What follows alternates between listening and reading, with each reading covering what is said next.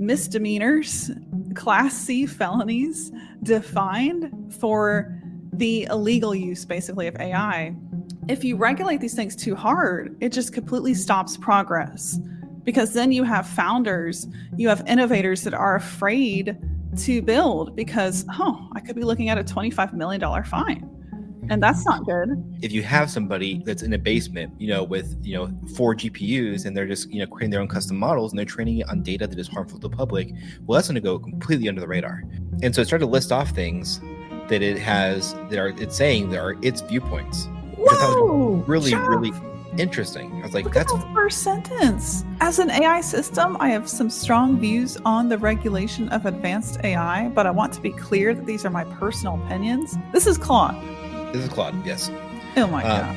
But I think that one of the fun and interesting things about artificial intelligence is that as soon as a computer is capable of doing a task, we classify it as not intelligent any longer.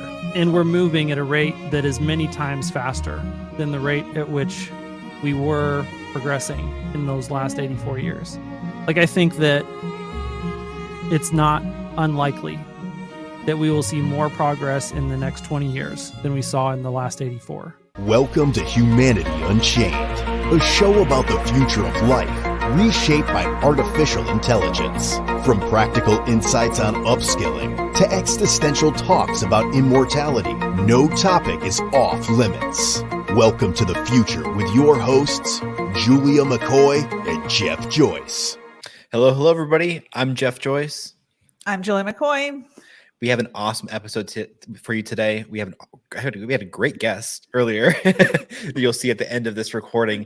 I should have said Paul Blart instead of Jeff Joyce, but we won't go into that. For you audio listeners, I shaved my beard, and I just have a mustache now and a little, I don't know what you call this, this part in the lip. Anyways, not to get too in the weeds here with that. Well, I saw you yesterday. And I was like, I did a double take. What happened to Jeff? Because I told Jeff this. I've never seen somebody shave and transform their face, add 20 years, and go from one character straight into the land of Kevin James. That is what Jeff Joyce did single-handedly by shaving. So I was like, who is this, and what have they done with Jeff Joyce? Hello, Paul Blart.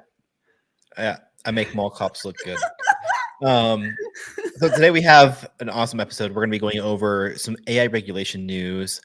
We have some thoughts on it we definitely want to share. And then the ending conversation that we have with our guest, we go into a lot of different topics when it comes from AI sentience to regulation to all job displacement, so much stuff, the need for upskilling and how important that is. We cover a lot of different topics. Definitely stick around and watch that part of it because it is going to be very, very good. So let's go ahead and kick off the very first part. Let's get into AI regulations, Julia. Oh my goodness. Yes. Well, for those of you video watchers, I'm going to share my screen. For those of you audio, which I know is, I think, our primary consumption is audio, I will talk through it to where you don't need to see it. There's a lot to cover, so hang in there with me. We're going to start with what launched April 9th of 2024. So in Washington on April 9th, the Center for AI Policy, known as the CAIP, announced a proposal called the Responsible Advanced Artificial Intelligence Act of 2024. And I'm quoting from the article launched by AIpolicy.us, which is the site for this. And this is in the US specifically. And it says, this sweeping model legislation establishes a comprehensive framework for regulating advanced AI systems, championing public safety, and fostering technological innovation with a strong sense of ethical responsibility. So in a nutshell, the Responsible Advanced Artificial Intelligence Act of 2024, also known as the RAAIA, is legislation that they are proposing to pass in the Senate and the House that would create an institution much like the FAA. If you're not familiar with the FAA, that's the Federal Aviation Administration. That's just one example of a set of rules and people set up by the government, within the government, to govern aviation. So a good example of how that was used recently was what happened with the Boeing 737s. I don't know if any of you have heard of that, but there were doors basically that blew off of these 737s. There were very questionable practices of how these planes were built using recycled parts.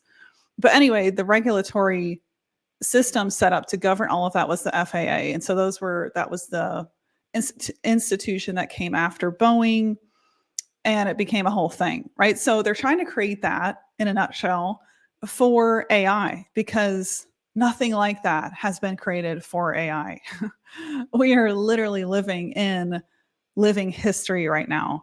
So the RAAIA, what is interesting about this, proposed this April, is that it is the first set of legislation that has definitive rules for the use of AI. And I'm going to share on my screen this 40-page document. This is the actual bill. If you type in RAAIA PDF into Google, I would add in another keyword. You might need to add the word bill. You can get to this. It's publicly available. So it's a 40-page document, and it goes through several things. So one of those things is definitions. And this is where, Jeff, I know you and I have similar viewpoints here. This is where it gets kind of concerning, I would say, because of these pages actually contain content of the government trying to define AI itself. And we all saw, or a lot of us saw, how the hearing went when Sam Altman went to the House. I think it was shortly after ChatGPT came out.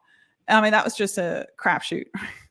The questions he was asked, the way he was treated, there was just a complete lack of understanding of even what artificial intelligence was.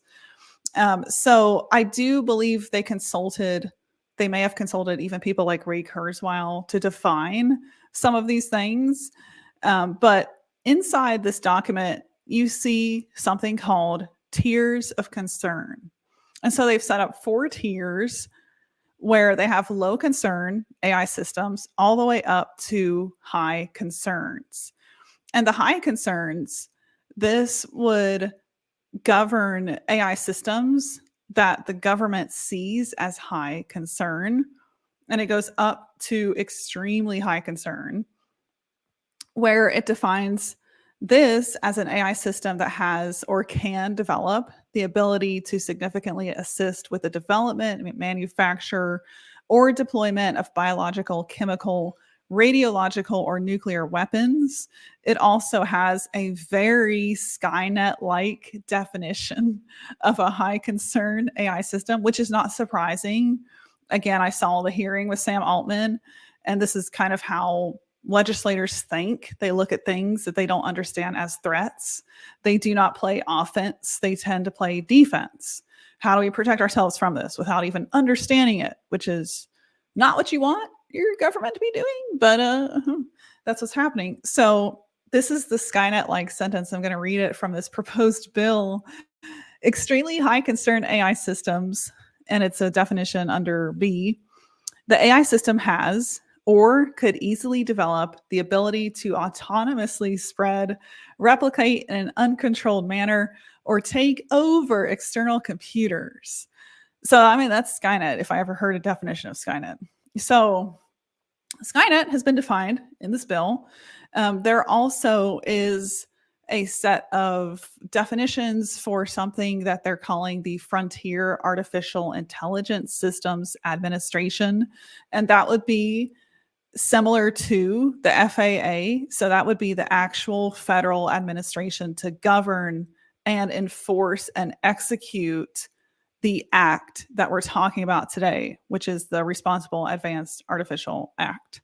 So they're setting up a way to govern it as well as the rules.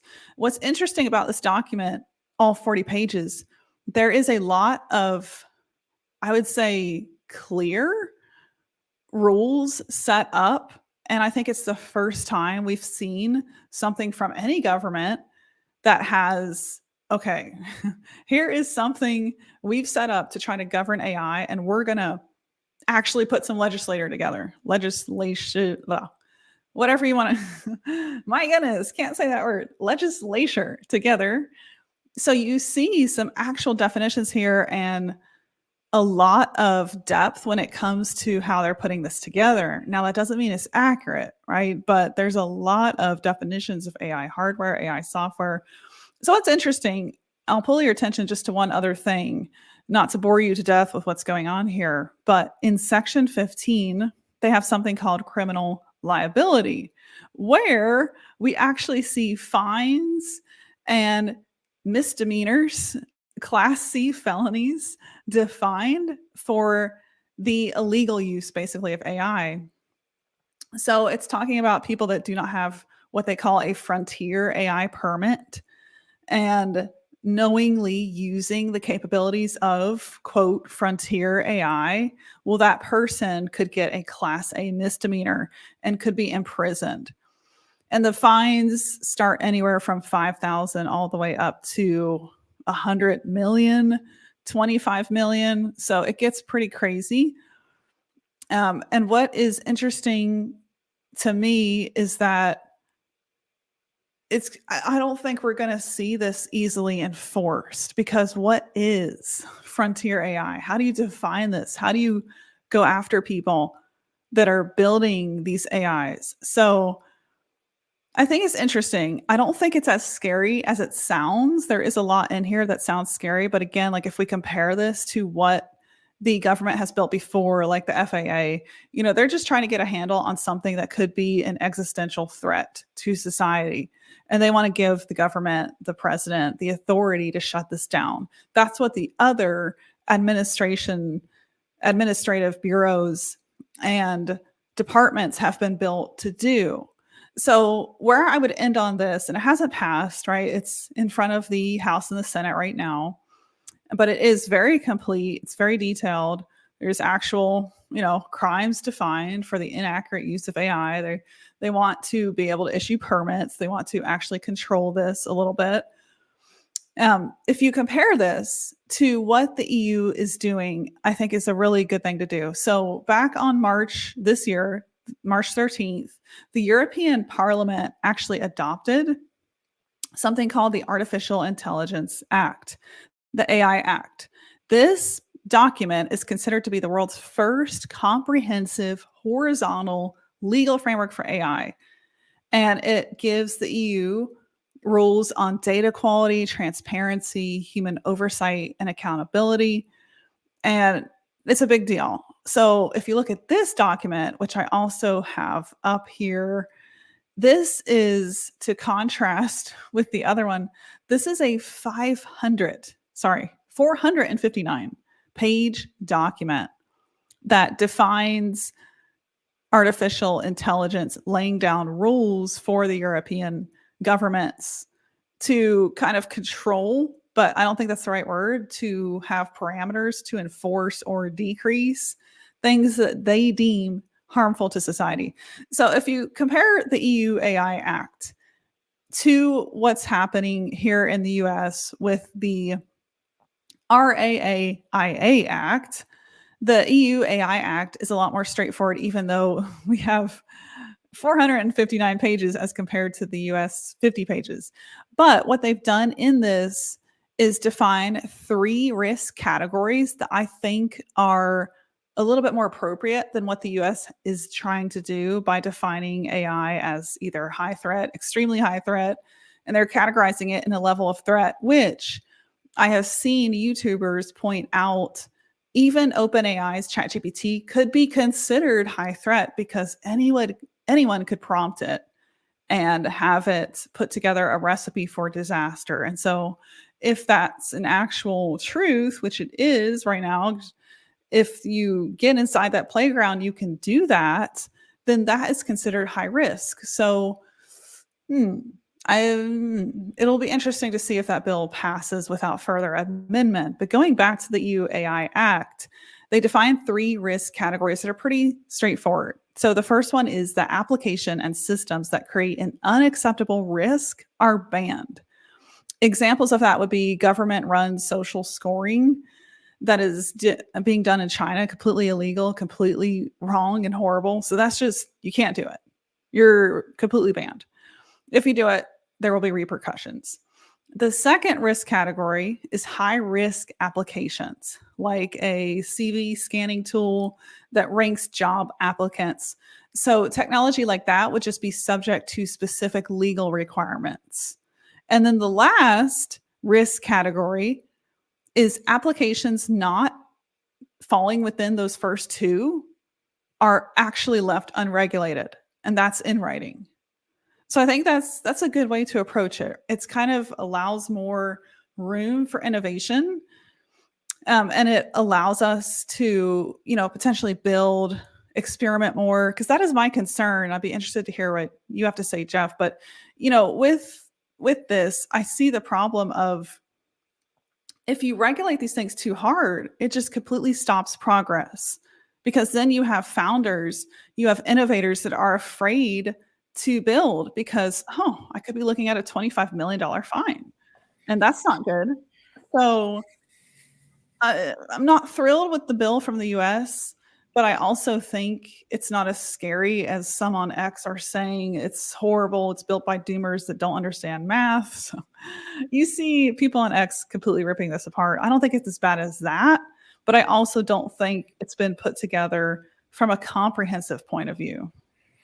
So I'm on the opposite side of this. I think that it is scary. And I'll tell you why. The large models aren't the ones you need to worry about. I think that these large generalized models are tools that can be used to, have a layer on top of to where you can create these applications that's fine and dandy. But people aren't going through and train these models to really be like doomsday devices. That's the way I look at it. Whereas on the opposite end of this, you have small specialized models that can be tailor-made to create biological weapons. And they have those listed as low risk, which to me is like, what if these are the models you absolutely need to pay attention to and make sure that you have regulations in place for. Because if you have somebody that's in a basement, with 4 GPUs and they're just creating their own custom models and they're training it on data that is harmful to the public, well, that's going to go completely under the radar. And so I have less concern over companies that have high visibility in the AI space than I do for these smaller grassroots operations that can pop up with these AI technologies and the amount of access they have to information. That deeply concerns me. So when I look at this legislation, that's the lens I'm viewing it through, is that they don't really understand the framing of this technology in the correct way. And now, I also believe that we shouldn't punish behavior that we want to see. Like, props to them for trying to understand it. That's awesome. It's great. And they say that they've learned their lesson from the time of social media where they were so slow to regulate it. I've heard quite a few different congressmen talking about that. And I agree that it was really, really slow. But this is also very slow, and this is very misinformed.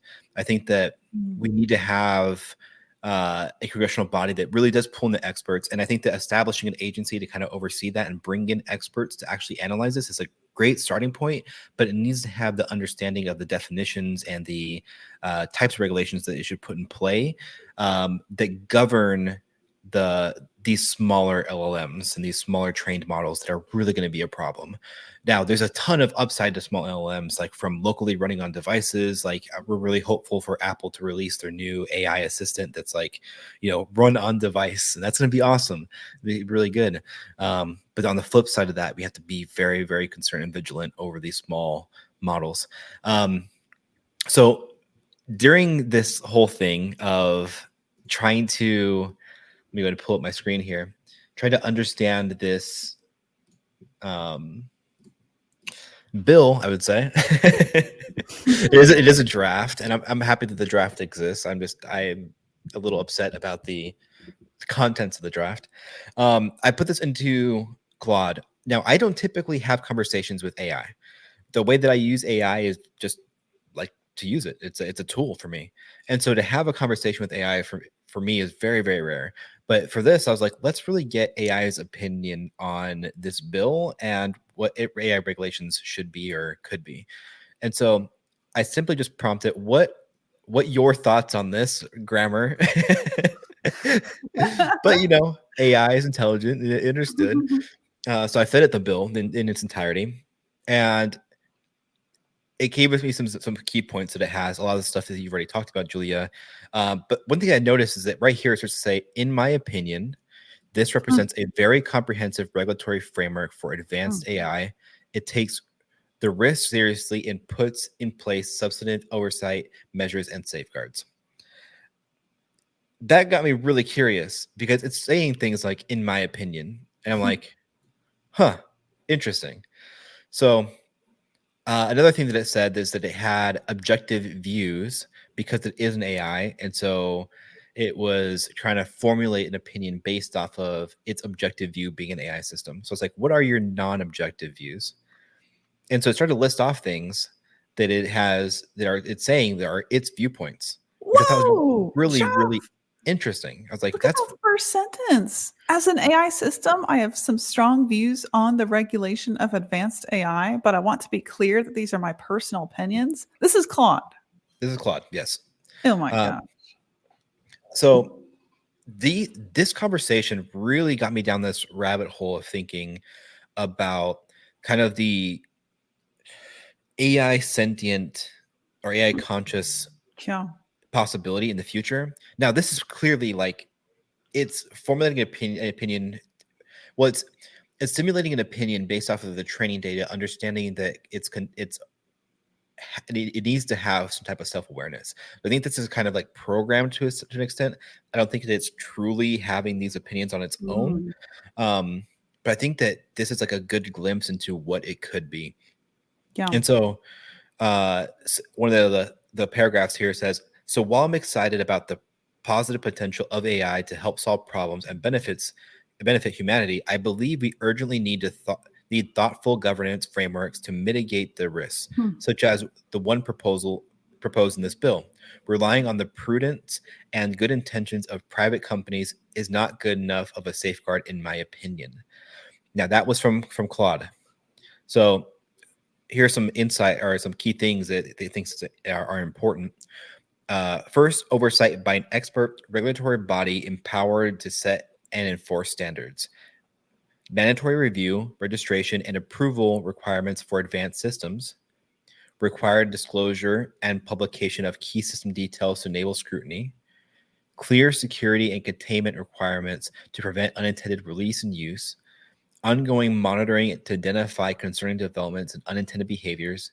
Emergency intervention powers to halt or restrict high-risk systems. So these are some excellent key things to include into your bill. Now, a few of these things the bill has in it, which is awesome, but these aren't really like incorporated in the best way into that bill. Yeah. And so another thing that it says here, which is completely understandable, and this is my sentiment towards it, is at the same time, I wouldn't want a governance regime to be so burdensome that it stifles beneficial AI progress. We should still encourage innovation within appropriate safety constraints. Getting that balance right will be challenging.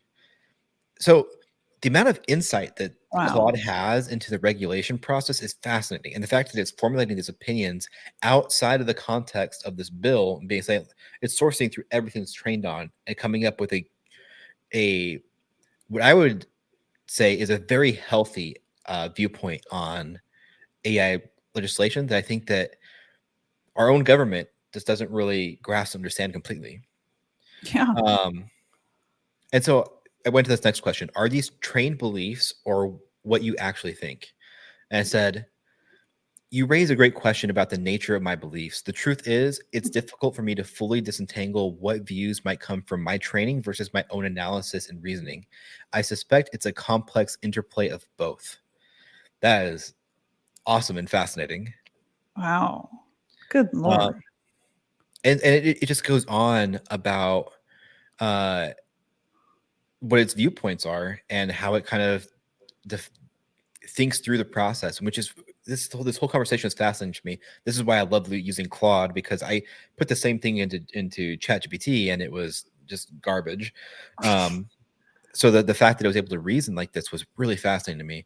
And so I asked it also to classify itself on a scale of being like a primitive AI to something like an AGI or an ASI. And the answer it gave there was phenomenal. In fact, it even opened up my brain to like a different way to look at AGI. Let me see if I can quickly find it here. Okay, yeah.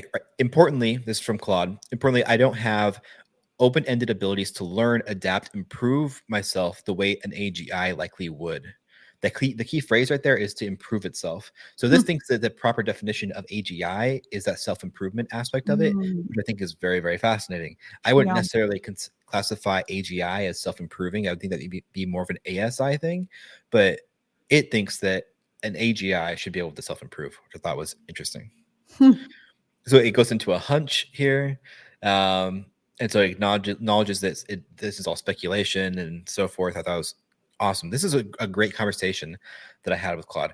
And that completely sets us up to our guest. But before we actually start talking about our guest, Julia, do you have anything else that you want to add on this topic? I mean, the only thing I would point out is, I think you see from this what Anthropic is trying to do, which is something they said at the start of all of this, which was build the most ethical, thoughtful, reasoning-based type of AI. They said something like that. And so that was coded into this system. And I think you see like a level of reasoning here that's just quite mind-blowing. I mean, just to be able to give us the takeaways it did and then self-admit that, oh, I am an AI, therefore I'm going to be more biased. I even saw that in there, is really interesting. And I think the answer it gave was better than the one we're seeing from the federal government, but not surprised. I mean, they're quite far behind and they're trying to catch up. I think on the flip side of this, on X, we see a lot of fear mongering around the bill. And I think Claude actually gave us more candid, realistic, and optimistic insights. It's interesting because the feedback I've seen regarding the bill from lawyers is just like, oh, this is the worst thing to hit since, this other law was created that antiquated us. And I don't necessarily agree with that. I think the government's trying to get a handle on something that is potentially very dangerous and trying to create a body to govern that thing. And so it's not necessarily a bad thing that the government is trying to put together this responsible AI act. But what is concerning to me is how they're trying to define it. I just think Claude did a fantastic job at giving you reasoning about what good legislature should look like. So, I mean, if we have, people that are building this bill, listening to this podcast in the Senate and the House, I mean, go use Claude, help it or use it to help you build that bill. I mean, I can't think of a better way to put together a bill. And that reminds me of some of the YouTube comments I've read. One YouTube comment said that I think it is government that is insufficiently regulated. Perhaps AI can regulate the government. I love that. Yeah. Man, that bill just, as soon as I heard it, I thought about like how this really empowers large corporations like Microsoft, like OpenAI, and it really just puts a damper on progress for smaller LLMs. That really doesn't sit well with me because it's from those smaller LLMs that we're really going to see some very interesting tailored use cases. I think that can be beneficial. That if you start to introduce regulations around like even hardware, like you're going to identify hardware that's used to train, like the amount of process you have to go through in order to get that, and then maybe we already know how our government regulates stuff. It's not efficient. It's not good. And I think it's a wrong approach, but it is a draft. Maybe they'll come around and get enough feedback to where they actually improve the bill. Yeah, absolutely. Maybe they'll prompt Claude and ask it for reasoning. Right. Well, that said, I think this is the perfect time to go into the second half of our show with Hans Nelson. So let's head into that. Thanks for listening.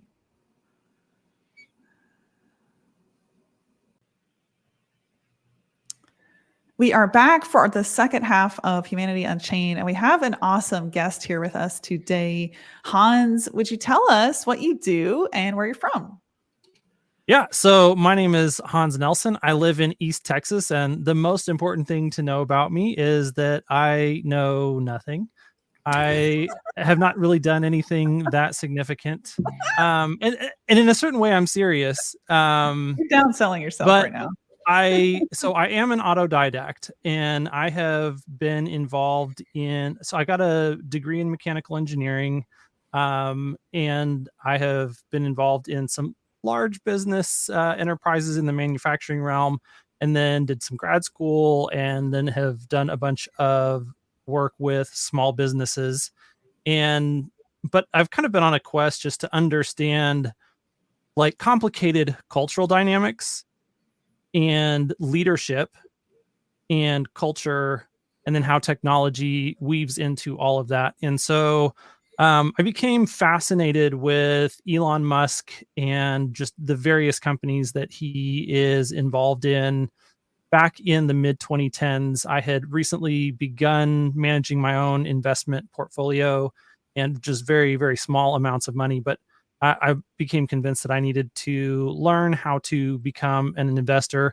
And I really enjoyed investing because what I came to realize was that it's a gamified way to test whether or not you can accurately predict the future. If you're right, you win. If you're wrong, you lose. So great tight feedback loops. And it helps you to really develop a robust understanding of a lot of the things. So, like I said, the culture, that those aspects of how a company operates, how it is able to bring products and services to the market, a technology landscape, a regulatory landscape, that, and then market cycles, macro and micro, that all of these things kind of interact in a very complicated way. And it's an extremely fun puzzle to play with. And so that kind of began what has led to just an all out obsession. And now I create a fair bit of content. I do have my own YouTube channel. I have a presence on X at Hans C. Nelson in both locations. But I also appear pretty regularly on some other people's shows. So Herbert Ong has a show called Brighter with Herbert. I'm a regular guest there. And then Farzad Mesbahi and I have a regular podcast that we record on Fridays. And, it usually drops anywhere from Friday evening to Sunday, depending on how complicated the edit for that ends up being and what our schedules are. And that has been a really fun podcast to be part of because we've been able to have some really great guests. And I think that's going to be something that just continues to grow over time. We had a fantastic conversation with someone that some of your viewers probably know. That's Alex from Ticker Symbol U this last week. And so that episode went live and really did a deep dive on NVIDIA and just where they are positioned right now and what the future of that company looks like. And I'm seeing a lot of really overlap between the way that he manages NVIDIA and the way that Elon has managed a number of his companies as well. And so that's been just a fun thing to dig into as someone who's, like I said, very focused on Elon and the various companies that he's involved in. AI has become a big focus. And so I spend a lot of time trying to understand what I'm terming meat space GPT, which is just artificial intelligence that is married with real world physical embodiment applications. So this is going to be things like full self-driving, eventual robo-taxis, potentially the Optimus humanoid robot, Figure AI, other humanoid robot form factors. But then, one of the things that I don't understand nearly as well yet, but is another obvious huge implication moving forward, is what NVIDIA is doing with their Omniverse platform, really trying to create a much better coupling between frontier artificial intelligence research and actual robotics. Because, obviously the humanoid form factor is a great general form factor. It's going to do a lot of work and it's going to be AI powered in the future. But there's a lot of specialized applications that also we have created a lot of machines and tooling for, that those machines and all of that tooling could actually be much more efficient and operate much better if it had actual intelligence that was operating, on site. And so I think that that's going to be another huge area of advancement in the near term. And so trying to wrap my mind a little bit more around some of those areas and really just kind of beginning that leg of the research. I love it. I think, we're all we can all relate to being the place you're at that you described, where I've thought about changing the description in my own Twitter handle to say I'm learning and I feel like a baby, because Yep. we're in what is such new territory. And even if we bring decades of experience, there's still no way to almost claim expertise because of the rate of change and the acceleration of that change. So I like how you prefaced your expertise with, you know, nothing. I think that's so appropriate. More of us should do that. But just a head nod, that is how I found you on X. I thought the conversations you were a part of were really good, and it's clear you think deeply, and I think that is something we want to always bring to the people that listen to Humanity Unchained, is deep thoughts, not your superficial clickbait news around this topic. So that said, Jeff, I'll hand it to you to ask Hans our first question. Should we go with job shortage or existential crises?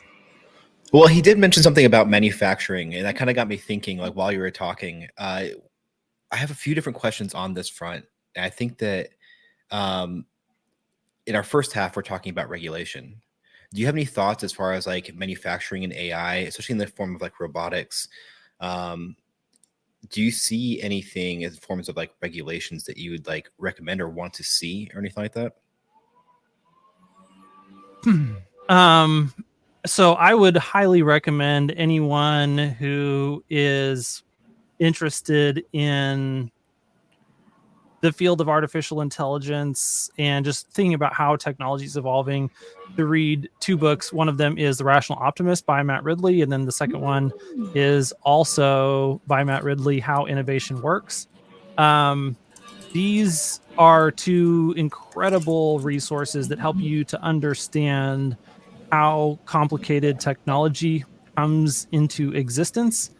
And the short answer that I can give you without, going through a very long and detailed explanation is that the way that we are able to maintain the technology that we have and build new and more advanced technology that allows us to have more freedom, more free time, more prosperity, which is the thing that we need in order to solve the crises at hand, like climate change, for instance. You need to maximize the proximity of people to one another.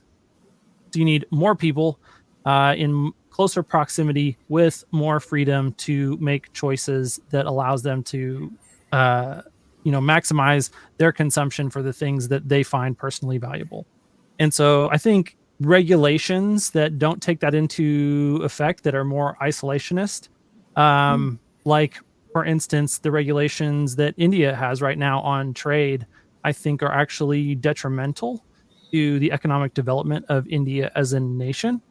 And while it's understandable to be protectionist, and there is some justification. We'll take the U.S.-China trade relationship, for example. I think it is important for us not to allow the Chinese government to subsidize products and services in the U.S. market that the companies themselves could not sustain. If a Chinese company can't sustain providing a product or service without being subsidized by the government, that's probably not a product or service that we should allow to compete with products or services that are produced here in the United States, because that is not a long-term sustainable future. And what will end up happening is that they will end up capturing market share from us that destroys our own production capability at home. And but in a way that then after that's destroyed, they can hike up the prices and just, that is not a generative, cooperative, long-term beneficial thing. On the flip side, if companies are legitimately able to outcompete products and services that are produced here in the United States in a sustainable way with fully internalized costs, then we should not try to prevent those products and services from having access to our markets. And so I think that's just kind of a general set of principles that we should operate by. And that's going to actually include further automation of all sorts of tasks by robots moving forward. And one of the cool things is that here in the United States, we have a vibrant technology sector and a vibrant venture capital ecosystem that allows a lot of really cutting edge stuff to happen here. And I'm extremely excited, for example, that TSMC is going to be bringing some chip fab capacity here to the US as well. I think we do need to try and incentivize some robustness in the supply chain that doesn't exist today. So I think that subsidies in those types of areas for the purpose of just trying to create some, I guess, the word that I'm looking for is resiliency in our supply chains. That is good because we are very, very interdependent in a way that, going back to the Matt Ridley point, our TSMC today is a pinnacle of human achievement that only exists in a world where we have the type of interdependent international relationships that are characterized primarily by peace and open and free trade. And if we move into a world where we have much less peace and much less free trade, the ability of TSMC to operate becomes very, very limited and or ceases to exist. And the vast majority of all of the technological progress that we are building today depends on the existence of TSMC. That without their ability to produce chips, like, we basically go into a technological dark ages. And so, yeah, it's important to try and build in redundancy into our supply chains so that we don't have single points of failure like that. And that is unfortunately something that, sometimes gets competed away in certain cycles of the market until you have some turbulence. And then all of a sudden that resiliency and that redundancy becomes apparent that it's necessary, and you get a different wave of investment. And so a lot of these same principles, I think they're going to apply to the way that we think about supply chains, where AI is doing a larger and larger fraction of the work, whether that is physical labor, whether that's knowledge work, in a variety of different scenarios. I love that you brought up Matt Ridley's book, because I have been purchasing books at a rate at which I've never purchased books before, because I think knowledge is power and we need knowledge more than ever. We're just in an era where, everything as we know is going to change thanks to AI. Yeah. And so this book was recommended in Peter Diamandis's book, Abundance, which I love. And I really like that somebody looks at optimism the way what Matt Ridley does from a rational perspective. It's like, oh, you can be an optimist, because there's so much negativity out there around just the idea of work done by robotics. Well, that means humans are going to die. That means all the fish are going to die. Like, I've heard the worst of the worst scenarios. Now, hold on. It hasn't even happened yet. Let's have a little optimism, people. So I do love that book by Matt Ridley, and I'm going to have to get the other book you mentioned. It was called, what was it called again? Innovation? How Innovation Works. Ooh. Yep. Rational Optimist and How Innovation Works. Yep. I wrote them down instantly. As soon as you said it, I was like, oh yeah, I'll check those out. I heard you typing, Jeff. Did you really? Oh no. My mic picked it up.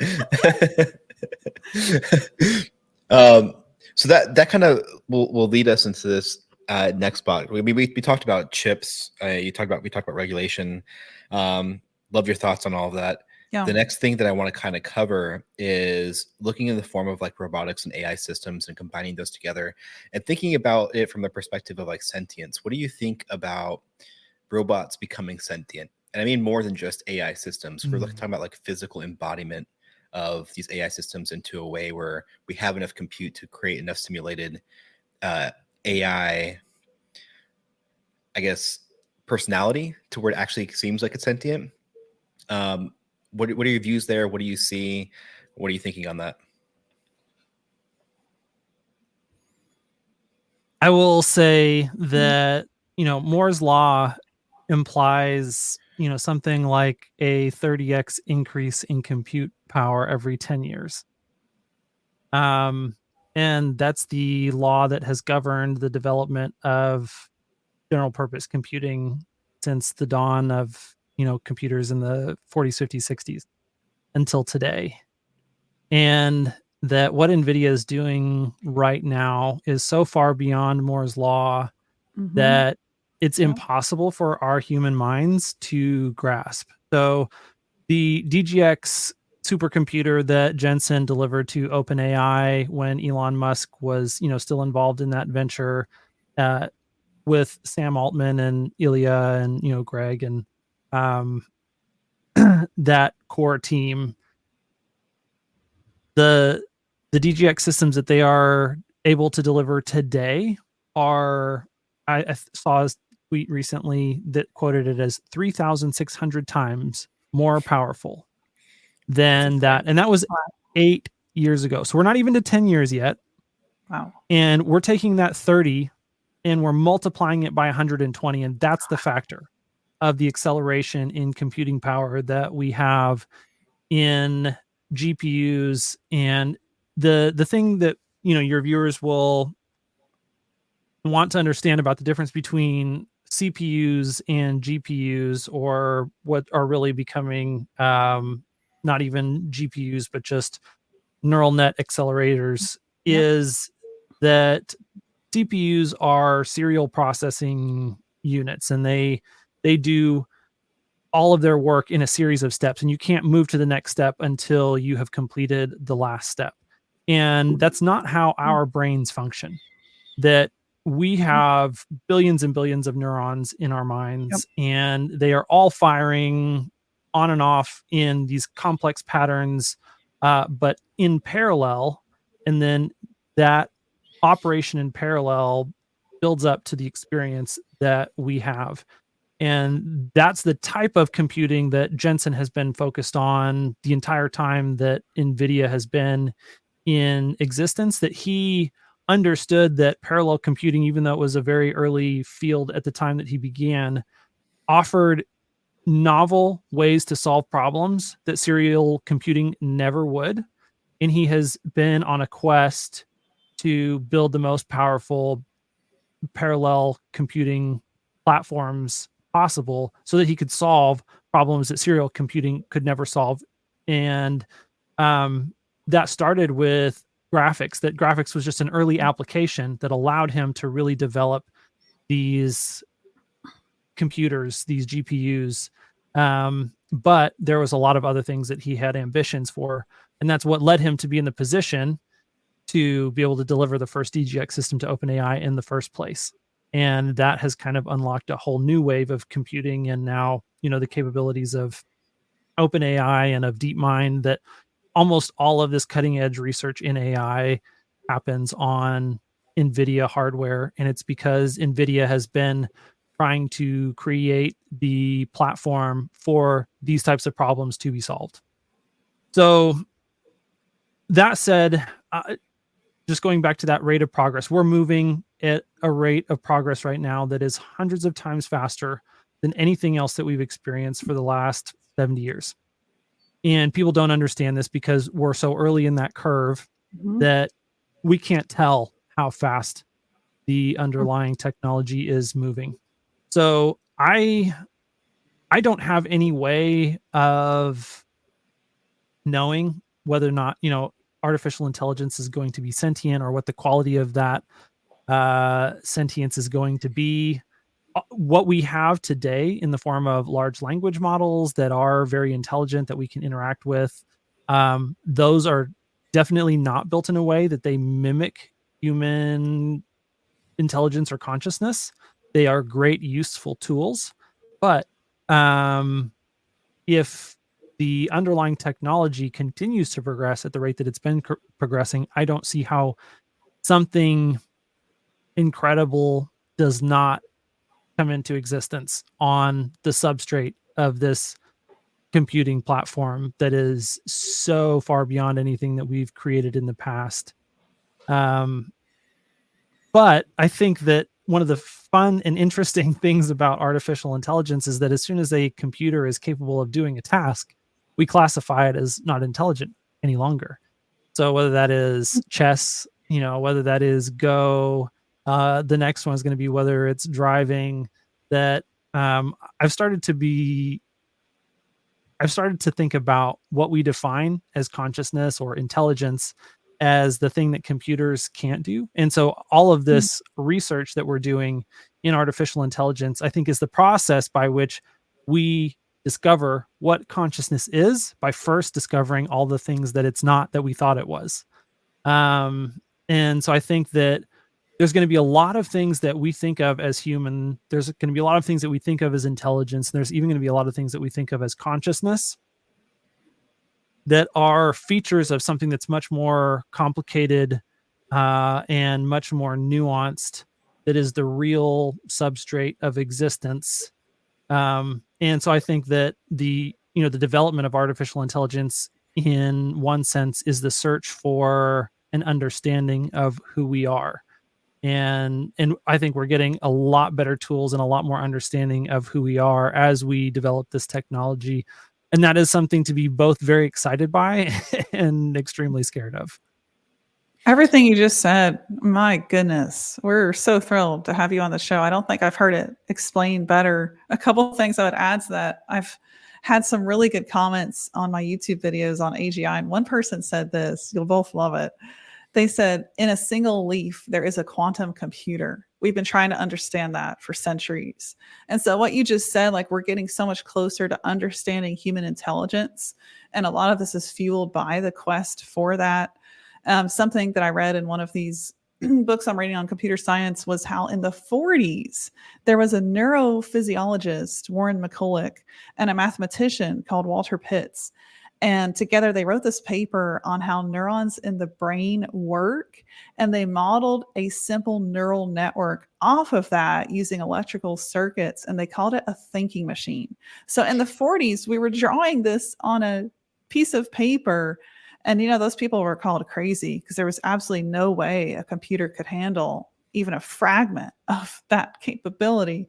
But Ray Kurzweil, people that worked with Ray Kurzweil, Marvin Minsky, they saw it. And it's interesting. It's just, I think we see the product of some incredible visionaries. And just like you said something that's so true, Hans. You said, we're in an era where we've left old computing behind, but people still don't know it. That is the truth. And I think we're into this new era at such incredible high speeds.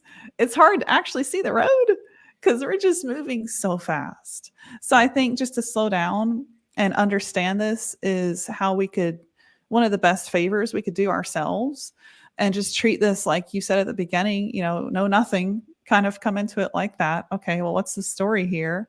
And understanding the pathway. But I just think everything you explained was so well said. Jeff, anything you would add or other questions for Hans? Yeah, I really liked the process of elimination of really understanding what a sentience is in consciousness. Today I was having a conversation with Claude. I typically don't have conversations with AIs. I tell it what to do. I say, hey, I need to do this. I want you to do it for me. Can you do it? And it's like, well, maybe I might be able to. Do you say please, Jeff? It depends on my mood. If I'm grumpy that day, probably not. I was having a conversation with Claude. It's a good thing they don't have memory yet.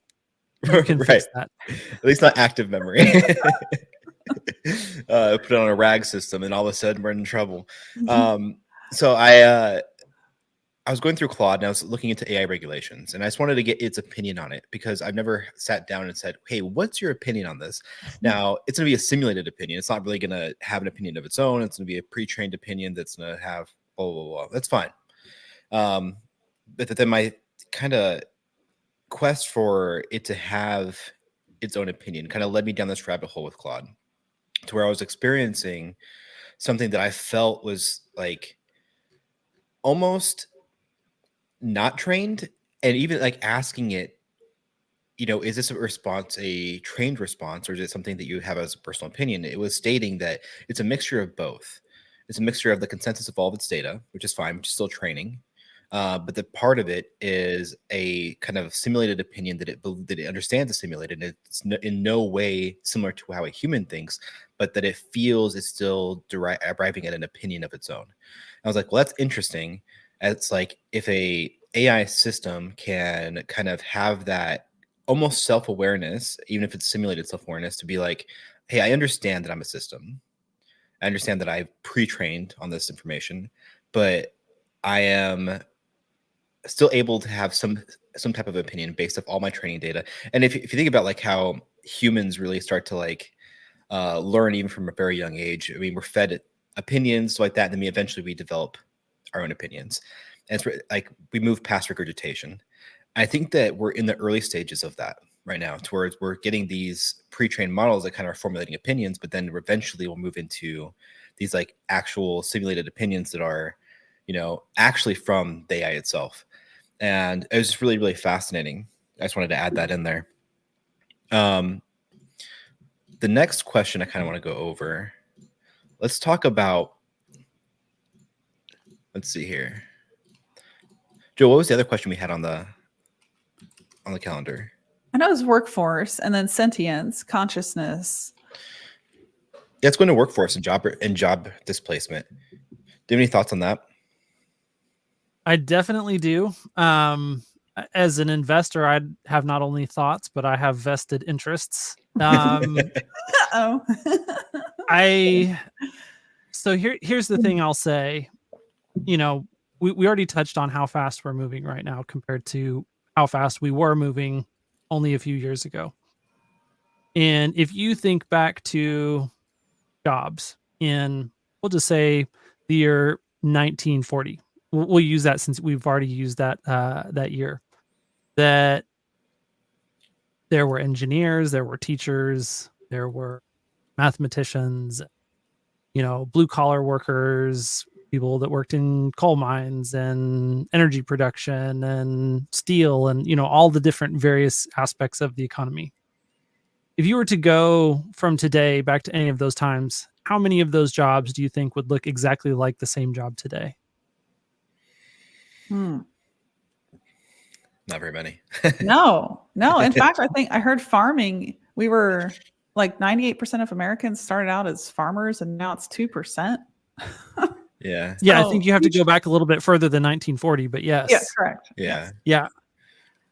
So if we've made that much progress in 84 years and we're moving at a rate that is many times faster than the rate at which we were progressing in those last 84 years, like I think that it's not unlikely that we will see more progress in the next 20 years than we saw in the last 84. Mm-hmm. Makes sense. How much are every single job that exists today going to change, you know, between now and 2044? Right. What do you think about the next like 5 years? As far as like, I had this like this little beef on LinkedIn with Rand. Is it Fishkin? Rand Fishkin. Mm-hmm. Fishkin, yeah. He was previously the founder of Moz, in which he was stating that he believes I think it was like less than 5% of jobs will be displaced by the end of this decade. And my immediate response to that was like, I don't think that's accurate. I think it's gonna be a little bit more than that. I think like upwards of 15-20% probably be a little bit more accurate. And the reason why I'm thinking that is just the advent of agents coming into play, to where we're actually experiencing like true autonomous agents. That's one factor. So even if like GPT-4 stays the same, even if Claude stays the same, our ability to create these kind of like micro specialized AI systems that are able to autonomously carry out work is really going to impact a lot of these fields. Plus robotics, we're going to see that completely revolutionize manufacturing. And I believe that will come online even before this decade is out. So that was kind of like my little beef with him on LinkedIn, basically just telling him like, I don't know. I think that's like a conversation that needs to be had, and people need to actually be aware that this is a possibility. What are your thoughts on that as far as like job displacement in the next 5 years? It depends on how you're going to define job displacement. If you're going to say that there are positions inside of large company X that end up getting eliminated because they can be done better by AI, 100%. I would agree that's going to happen. But the other piece of the equation is the fact that Company X was structured for a world that doesn't exist anymore. That world is gone. That company is dying. And there's a whole new set of opportunities that employee who leaves that job, as long as we live in a world where the access to artificial intelligence tools, and whether those just be in the realm of software or whether they also include access to, robots and other sorts of intelligent automation, as long as those tools are made available to new scrappy groups of people that are leaving old, tired, stodgy companies, then I think that the creative part of the creative destructive cycle is going to outpace the destructive side. That at least, at this point in time, all of the tools that we're creating are tools, and they're all productivity amplifiers, which means that less people can do more things.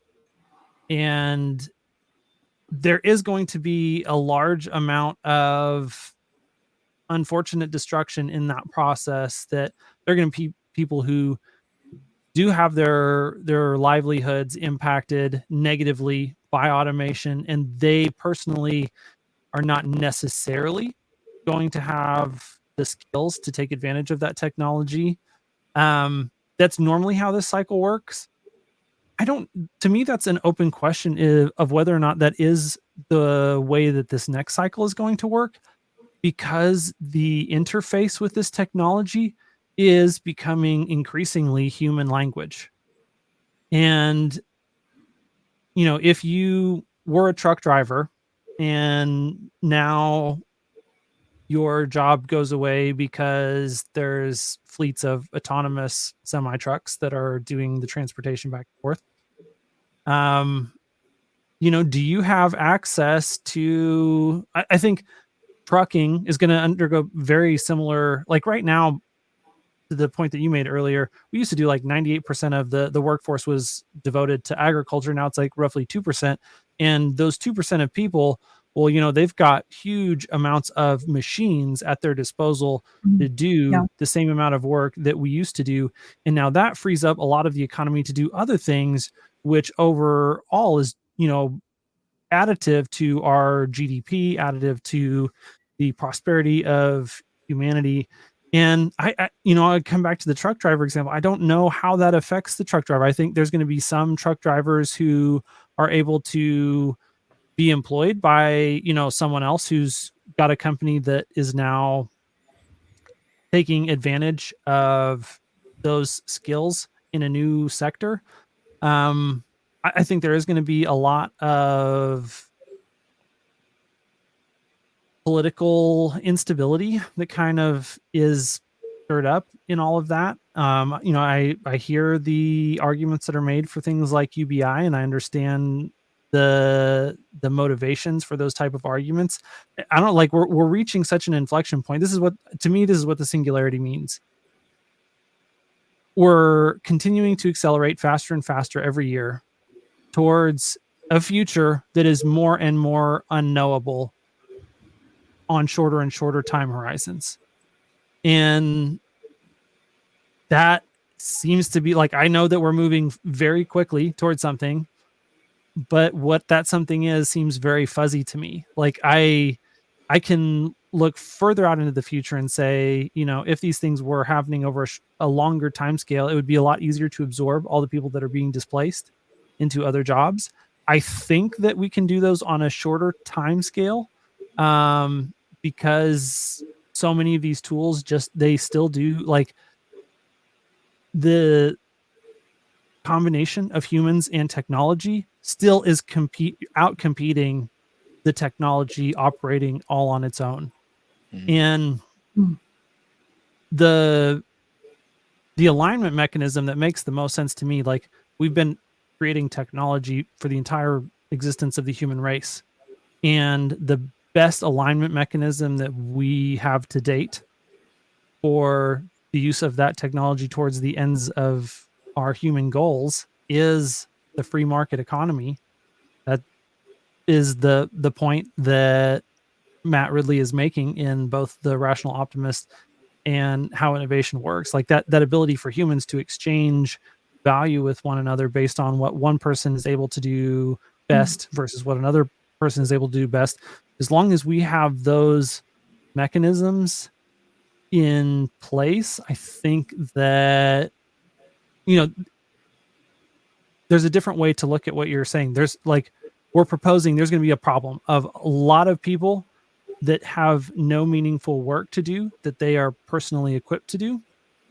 That's scary. It's also a huge problem. And it's a problem that's going to exist inside of a society and a culture that has new levels of prosperity and opportunity available to it to then address that huge problem. And whoever addresses that huge problem then has the ability to profit economically from addressing that problem. So I don't know, like I would say I'm macro hopeful while being very uncertain about the exact path that we go through from here to there, and also fully realizing, back to the point about TSMC, that if we do enough stupid things and we disrupt our global peace and connectivity, that we really have the ability to enter a level of dark ages, that we haven't seen in a level of regression that we haven't seen in a long time. And a lot of the political trends that we're seeing today look more like that than they do like an optimistic future. And so I invest and think about things in an optimistic way, hoping that that's the path that we create. And I really support entrepreneurs who are trying to concretely create that optimistic future, because it's going to be that work that prevents us from falling into the pessimistic trap in future. Something you said, I want to pick up on at. Bear with me. We do this with our guests, don't we, Jeff? You said everything you say, great, really great, thought-provoking things. Something you said, the loss of meaningful work. I have a different viewpoint, and it comes from, I was an employer for a long time, had a team, grew it to 100 people. We went through probably 50,000 applicants in that decade, talked to even more people to find our core team of 100. And Gallup did a study that I saw firsthand when I was hiring. They did this study, I want to say 3 years ago, of 1 billion workers, and they found that over 80% are completely unhappy at work. And that means like 10 to 15% of people are actually happy at work and find meaning. And so whenever I study the post-labor economy, granted, from a very optimistic point of view, I have people like Peter Diamandis, his show Moonshots, his book Abundance. I have those people to really thank for that viewpoint, because they've done a great job at deconstructing what the history of the world has looked like and how we've had these cycles where we've had abundance and we've been able to go back to that, even though we've had horrible things happen like the Holocaust. So we've had like dystopian eras, and then we've had even better utopians. And so what I see is, like, for one, the economy will absolutely die as we know it. We will no longer have an economy based on production, and that will absolutely cause so much unrest and upheaval because people just won't know what to do with that. It's going to be so new. But if we handle that well, which is something we're trying to bring to people through this show, through everything Jeff and I think even you, Hans, talk about, is awareness that this is coming. That's step one. So many people are still just unaware. So if you're aware of what's coming, then you know it doesn't have to be this dystopian hellscape of sorts that's often portrayed, because negativity gets more clicks and people in the movie theaters and attention than positivity. So if we know that that's a spin, that doesn't have to be our future, that after the economy falls apart as we know it, and robotics is doing 100% of the labor, we actually get to live a more meaningful life. We get to do things like this, hang out, talk about things that matter. We get to philosophize more. We get to head out in nature, spend more time with our family, and do less of the grunt work that AI is headed towards replacing 100% of. And to Jeff's point earlier, to see somebody like Rand Fishkin, who is a known thought leader in SEO, tell all of his following that he doesn't believe even 10% of work will be displaced by AI is just, I believe that's irresponsible for a thought leader to do, because this January 2024, there was a paper released by 2,700, I think it's 2,778 researchers on AI from universities all around the world, people that have been studying AI for decades. And these 2,700 odd some people got together, and in this paper, they predicted the full automation of all human labor. And they predicted it somewhere around the year 2100. But if we cross-reference that with the acceleration, which has put us, just like you said earlier so well, we're at a point where we are breaking Moore's law. Moore's law is no longer something that's occurring. We are in a new computing law entirely. So if we cross-reference that with their predictions, I think we could see all human labor be automated, and we could see this new post-labor economics play out in the next 2 or 3 decades. Some say 2030. It could happen by, some say 2029, a lot of speculation. But if we look at, humanoids being deployed for mass commercial usage, the pilot test of that are going to run this year. We cross-reference that to what's happening on the software, the replication of human behavior, and the replication of human reasoning. We're just headed there. And I think we really could see it in our lifetime versus 2,100. To go up against 2,700 AI researchers, I guess I'm doing that. But I feel like that's quite likely. So that's my viewpoint. And granted, I still am learning for sure about all of this. I'm reading so much, but I just see, like, if we get through that breakdown of society as we know it, we get through it, we hang in there, we make the best of it, and we get to the other side, we could actually have the ability to be freed up to do meaningful work. And with so many people unhappy at work, that is an awesome opportunity to actually be happy with your life. So I just wanted to point that out about meaningful work. It's even with that though, it's still scary, right? Because the rate at which we're experiencing, or just the productivity overall. Like if we look at it from that perspective of the average person is X amount more productive. Let's say 60%, whatever the number wants to be. If a single person can do the job of 3, by human nature and just like capitalistic nature in our society, we're going to hire less.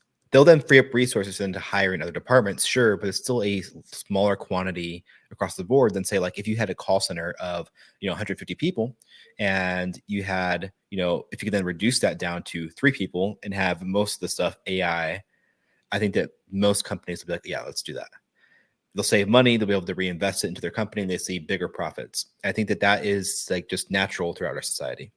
That's how our economies works. I mean, we can expect that. And so my concern ends up being that, sure, new jobs will come about. We'll see new, AI operators become a field where actually people will be specialized in, making sure the AI is doing what's supposed to, kind of overseeing it. We'll have people in experiences, making sure that we're feeding the human experience to AI systems and kind of optimizing for that. But I think that the displacement comes from the massive increase in productivity.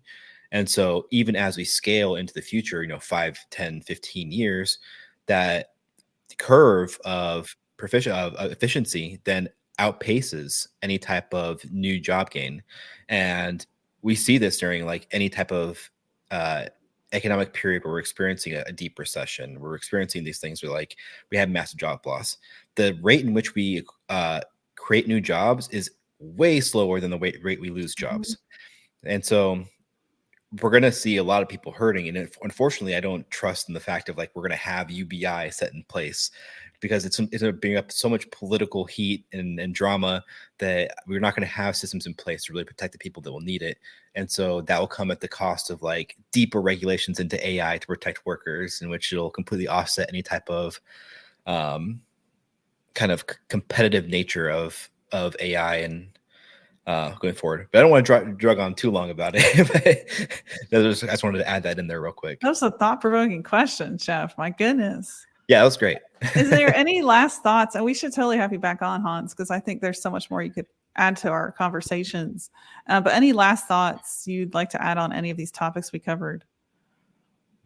I think the main thing just for the audience is to try and engage with things that grow your ability to see and predict the future at whatever level that you can, because that will help to put you in the best position possible to try and respond to trends proactively instead of reactively.